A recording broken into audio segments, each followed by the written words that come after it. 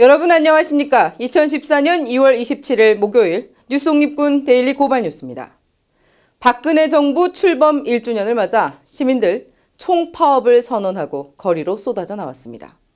그런데 이 국민들의 목소리를 담아내야 할 공중파 3사, 10만 국민의 외침을 도다리 쑥국 소식보다 못한 취급을 해 비난을 받고 있습니다. 달랑 단신으로 처리한 건데요. MBC는 그나마 총파업 뉴스를 아예 다루지도 않아 아예 언론이기를 포기했다라는 지적까지 제기되고 있습니다.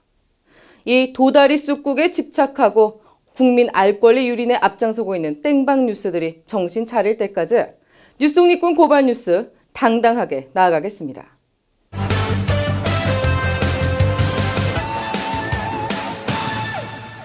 여야가 2월 임시국회에서 방송의 공정성 회복을 위한 입법 작업을 진행 중입니다. 그러나 정작 방송 공정성의 핵심인 공영방송 사장 선임 개선 노력은 이루어지지 않고 있는 상황입니다. 결국 앞으로도 MBC 안광한 사장 선임과 같은 사태가 반복될 수밖에 없다는 얘긴데요. 전국 언론노동조합은 오늘 국회 앞에서 공영방송 낙하산 사장 방지 법안의 입법을 촉구했습니다.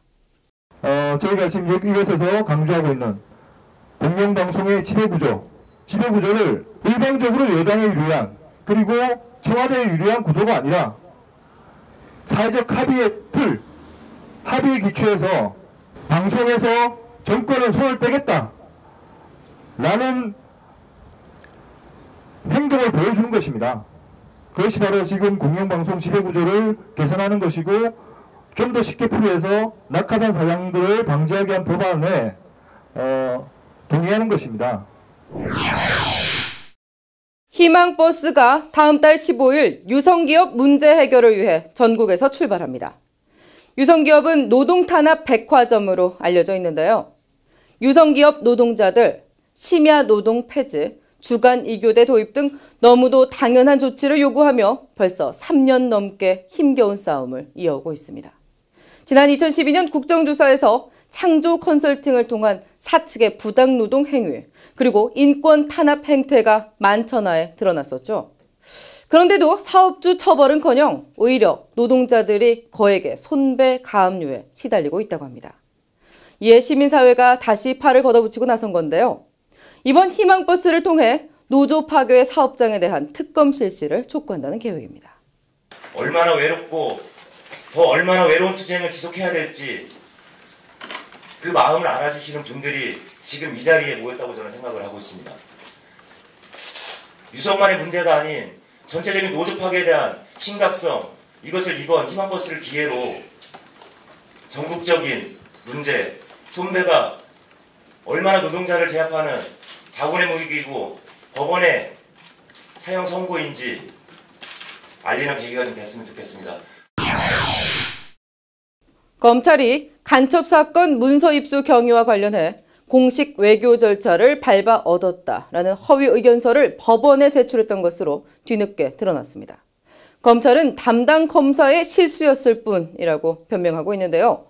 그런데 이 변명 또한 국정원을 통해 얻었다라는 기존의 해명과 또 말이 달라진 것이어서 거짓말이 자꾸 거짓말을 낳는 형국이 되고 있습니다. 이 사건을 집중 취재하고 있는 뉴스타파 최승호 앵커, 변호인들이 정리한 것을 보니 무려 7번이나 실수했다라고 꼬집고 거짓말을 무려 7번이나 했는데 모두 실수라고 할 수 있겠느냐라고 꾸짖고 나섰습니다. 상황이 이런데도 박 정권 하에 검찰, 증거 철회나 이 공소장 변경 없이 그대로 항소심 재판에 임하겠다고 밝혀 논란에 기름을 붓고 있습니다.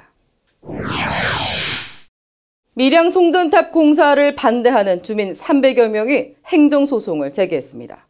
산업통상자원부가 적법한 절차를 거치지 않고 한전의 공사 규모를 대폭 확대해줬으니 이를 바로잡아달라는 내용인데요. 밀양 송전탑 반대대책위원회 등 시민단체는 소장 제출에 앞서 오늘 기자회견을 열었습니다.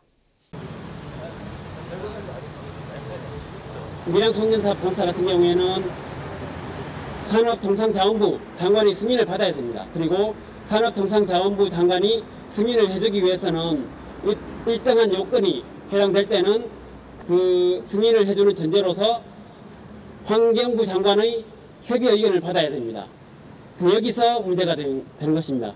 지금 환경부 장관께서는 이 경우에는 환경부의 협의 의견을 들을 필요가 없다라고 주장을 하고 있습니다.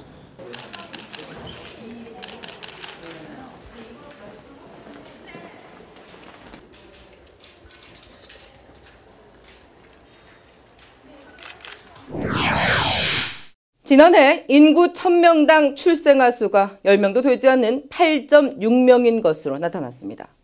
이 수치는 통계청이 집계를 시작한 1970년 이래 가장 낮은 수치라고 합니다. 여성 1명이 평생 낳은 평균 출생아 수도 계속 줄어들고 있어 OECD 34개국 중 가장 낮은 것으로 드러났는데요. 심각한 저출산, 고령화 실태를 우려하는 목소리가 아주 높아지고 있습니다.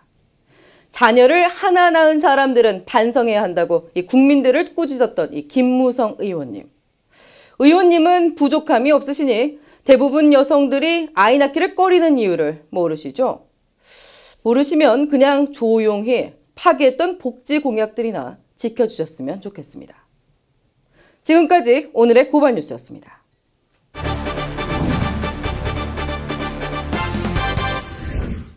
20살로 돌아간 70대 할머니를 그린 영화 수상한 그녀가 현재 화제입니다. 노인 소외 문제에 대한 날카로운 시각이 흥행 비결이라는데요. 네이버에서 어느 글쟁이의 영화 해설서란 블로그를 운영하시는 문화 파워 블로거 전규식 씨가 영화 수상한 그녀의 흥행 의미를 짚어드립니다. 뭔 시커먼 걸 뒤집어 쓰고. 최근에 개봉한 영화 수상한 그녀는 성인 배우로서의 길을 걷기 시작한 배우 심은정이 주연을 맡아 훌륭한 연기를 보여주면서 흥행을 불러일으킨 영화입니다. 영화는 칠순의 오말순 할머니가 어느 날 갑자기 20살의 처녀로 젊어지게 되면서 겪게 되는 이야기를 보여주고 있는데요. 젊어진 할머니가 오두리라는 이름으로 경험하게 되는 여러 가지 사건들은 관객들에게 적절한 웃음과 함께 의미심장한 메시지를 던지고 있습니다. 그렇다면 본 영화가 이러한 소재의 이야기로 우리 사회에 시사하고 있는 점은 과연 어떤 것일까? 먼저 율매되어야 할 요소로는 영화 속 오말순 할머니의 주변 인물들이 있습니다. 공립대학 교수직을 맡은 아들 반현철, 시어머니를 모시고 사느라 속 편할 날이 없는 며느리 애자, 88만 원 세대 손녀 반하나, 헤비메탈 밴드의 인생을 건 자유로운 영혼의 손자 반지하, 어린 시절부터 우매불망 할머니만 바라보는 옆집 할아버지 박씨, 아버지에게 들러붙어 시간과 돈을 축내는 박씨의 철없는 딸 박나영. 이들은 모두 자신의 가슴이 시키는 삶을 살아가지 못한다는 공통점을 가지고 있습니다. 아들 반현철은 젊었을 적부터 온갖 고생 가운데 자신을 길러온 오말순 할머니에 대한 부채감을 안고 있으며, 며느리 애자는 끝이 보이지 않는 시집살이 속에서 하고 싶은 말은 모두 가슴 속에만 묻어둔 채로 살아갑니다. 손녀 반하나는 집에서 하염없이 허송세월만 보내고 있으면서도 자신이 하고 싶은 일에 도전하지 않으며, 손자 반지하는 자신의 이름을 딴 반지하 밴드를 이끌고 있으면서도 자신의 이야기가 담긴 곡을 쓰지 못합니다. 박씨 할아버지는 어렸을 적엔 더부살이를 하느라, 나이 들어서는 다 큰 딸을 먹여 살리느라 자신만의 삶을 살지 못하며, 박씨 할아버지의 딸 박나영은 자신에겐 오두리와 같은 젊음이 있다고 스스로 자부하면서도 나이든 아버지로부터 받을 유산 지키기에만 급급한 채 그 젊음을 활용하지 않습니다. 이렇게 영화 속에 나타나는 등장인물들의 모습들은 오늘날 우리 사회의 청년, 장년, 노년의 전반적인 모습들을 잘 상징해주고 있다고 할 수 있습니다. 그리고 이들 가운데서 오말순 할머니가 젊은 처녀인 오드리가 되어 보여주는 가슴이 시키는 대로 살아가는 삶에 우리가 유념해둬야 할 두 번째 요소가 있습니다. 젊은 처녀 오드리는 영화 로마의 요리 속 오드리의 뻔처럼 산뜻하게 자신을 가꾸고서 가슴이 시키는 대로 살아가는 삶을 보여줍니다. 손자 지하의 반지하 밴드에서 보컬을 맡아 듣는 사람들의 영혼을 울리는 목소리로 뜨겁게 노래하며 자신감 넘치게 방송 무대에도 서고 가슴 두근거리는 사랑에 빠지기도 합니다. 산뜻하게 자신을 한껏 꾸미고서 새 신을 신고 양산을 쓰고 거리를 자유롭게 뛰어다니는 오드리의 모습 속에는 다른 이들에게는 찾아볼 수 없던 청춘의 열정이 담겨 있습니다. 칠순의 할머니가 20살의 처녀로 돌아간 이야기를 담은 영화 수상한 그녀는 젊은 청춘 오드리를 통해 청춘의 열정을 우리 사회에 다시금 일깨워주고 있습니다. 고발 리포트 전규식이었습니다. 국민 리포터의 새 얼굴 전규식 씨의 리포트. 시청자 여러분 어떻게 보셨어요? 블로거를 운영하고 계신다면 지금 바로 고발뉴스.com에서 고발리포터 참여 신청해 보시기 바랍니다. 모든 블로거가 방송기자라는 사실 직접 확인하실 수 있습니다.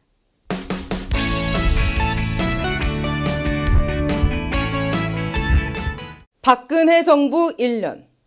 이대로는 못 살겠다라는 국민들의 신음이 여기저기서 터져나오고 있습니다.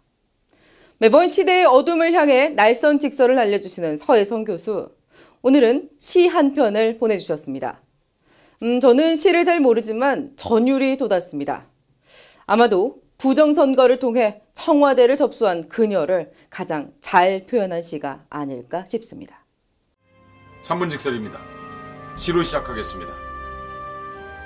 보석 가게에서 그날 피 흘린 민주주의는 누구의 입술에서 립스틱이 되었나? 영롱하던 정의는 어느 취한 밤에 흔들리는 귀고리가 되고 거룩한 양심은 어느 개의 충성스러운 목소리가 되었는가?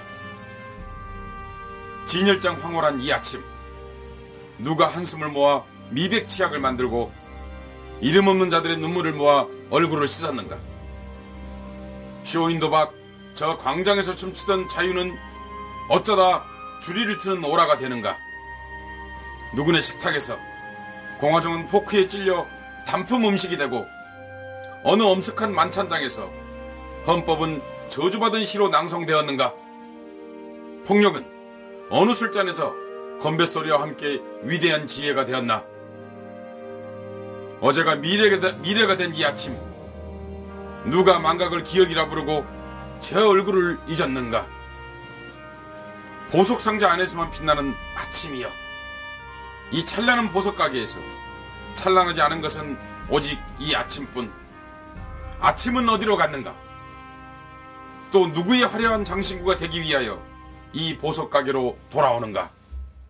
대중의 보석가게, 시민의 보석거리, 국민의 보석광장은 어디에 있을까요? 그 보석의 이름이 자유, 정의, 민주주의입니다. 아침이 없는 아침이 날마다 오고 있습니다. 미세먼지가 때없이 내습하고 있습니다. 저 권력은 1년이 되었고 국민은 파업을 감행했습니다. 노동파업을 넘어 주권파업입니다. 권력은 헌법, 표현의 자유, 일상에까지 한 해 동안 두루 미세먼지가 되어 민주주의의 호흡기와 시계를 차단하고 있습니다. 그 미세먼지 사이로 시민은 행진하고 있습니다. 공화정은 깨져도 초목은 돋아나 봄이 오고 헌법이 죽었는데도 달과 별은 그대로구나. 초목과 달과 별처럼 세상을 살고자 애쓰는 것이 민주주의입니다. 그뿐입니다. 3분 직설했습니다. 모처럼 훈훈한 소식입니다. KBS 새노조가 해직 언론인들을 위한 후원금 지원 사업을 시작하기로 했다고 합니다. 후원자 모집 8일 만에 140여 명이 동참해 후원자가 계속 늘고 있다고 합니다. 이명박 정권 하에서 공정언론을 외치다 해직된 언론인들 무려 20명에 달하는데요. 새노조는 이들의 실질적 도움은 물론 복직을 위한 노력 차원에서 이 사업을 벌이게 됐다고 합니다. 언론이 무력해지니 정치가 포악해지고 또 시민들 살림살이도 점점 어려워집니다. 어려운 가운데 저희 고발뉴스를 구독 후원해주고 계신 후원자 여러분께도 깊은 감사 말씀 드립니다. 언론에 대한 지원이야말로 적은 돈으로 할 수 있는 가장 큰 공익사업이 아닌가 싶습니다. 저희 고발뉴스 더욱 열심히 뛰겠습니다. 주말 촛불 집회 현장에서 기다리고 있겠습니다. 뉴스독립군 고발뉴스 오늘 여기까지입니다. 시청해주신 여러분 고맙습니다.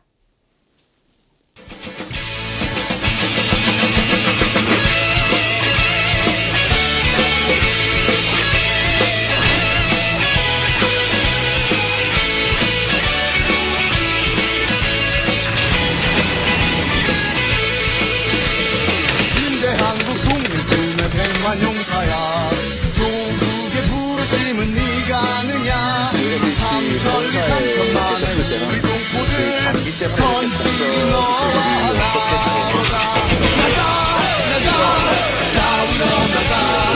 또 위원장한테 전화를 받으시다고 되어 있는데 수사에 방해하셨다고 생각하지 않고요?